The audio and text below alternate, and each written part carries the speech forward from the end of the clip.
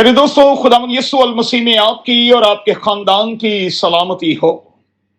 आइए मेरे साथ खुदा के कलाम की तरफ चलें। अपने सामने रखें मुकद्दस मरकज का अंजिली बयान, उसका 12वां बाब और उसकी 41वीं ता 44वीं आयत। आज सुबह के लिए हमारा मजमून होगा पुअर विडो। एक बुनियादी बात नोट कर छोड़ें, बाइबल का खुदा क्वांटिटी नहीं बल्कि क्वालिटी चाहता है। ये मैटर नहीं करता कि आपने ऑफरिंग बैग में कितना डाला है, मैटर ये करता है कि आपने किस रूह के साथ और किस दिल के साथ डाला है। याद रखिएगा, खुदा को हमारे बैंक अकाउंट के साइज के साथ कोई सरोकार नहीं। उसे ये सरोकार नहीं कि आपके पास क्या है और कितना है।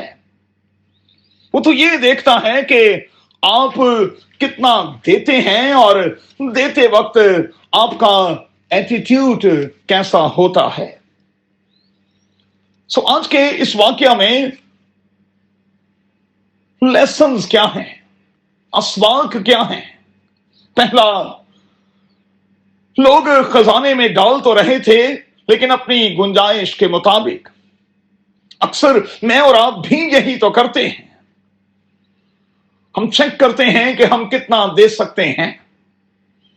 हमने अपनी सैलरीज के कुछ हिस्से कर रखे हैं, खुद के लिए, खानदान के लिए, मां बाप के लिए, गाड़ी के लिए, खाने पीने के लिए और सबसे आखिर में खुदा के लिए। और मैं बड़ी माजरत के साथ कहूंगा कि इसीलिए तो बरकत नहीं, क्योंकि हमने तरतीब को उल्टा जो कर रखा है। अमीर आदमी की जिंदगी पर जरा गौर कीजिएगा। वो क्या कह रहा है? मैं भर रखूंगा, मैं खुद से कहूंगा खा पी और ऐश कर। दोस्तों, इस बात को कभी ना भूलिएगा कि खुदा ने हमें दुनिया में ऐश करने के लिए नहीं भेजा। हम पैदा हुए हैं खुदा के लिए और फिर एक दूसरे के लिए। दूसरी बात, हमें चेक करना होगा कि हम कितने फराख दिल हैं, और जरा खुदा की फराख दिली के मुकाबले में अपनी फराख दिली को चेक तो कीजिएगा। तीसरा, बेवा के बारे में लिखा है कि शी गिव ऑल, पूरा दे दिया। क्यों? इस क्यों का जवाब मेहरबानी से अपने आप को देने की कोशिश करें। क्यों उसने कुछ ख्याल नहीं किया? क्यों उसने कुछ सोचा नहीं? क्या सोचते हैं कि इस खातून के साथ सब कुछ देने के बाद क्या हुआ होगा, उसका क्या बना होगा? और मैं आपको याद दिलाना चाहता हूं कि जब हम खुदावन के लिए कुछ देते हैं तो ये घाटे का सौदा नहीं। जब हम खुदावन के लिए कुछ करने को तैयार होते हैं तो वो हमारे घर में तेल का कुआं और फिर आटे की मिल लगा देता है। पुराने अहदनामे की वो दोनों खवातीन आपको याद रखनी होंगी। खुदा के साथ प्यार करें, उसके साथ ताल्लुक को बनाएं। मैं आपको यकीन दिलाता हूं कि आप लिमिटेड नहीं बल्कि अनलिमिटेड हो जाएंगे।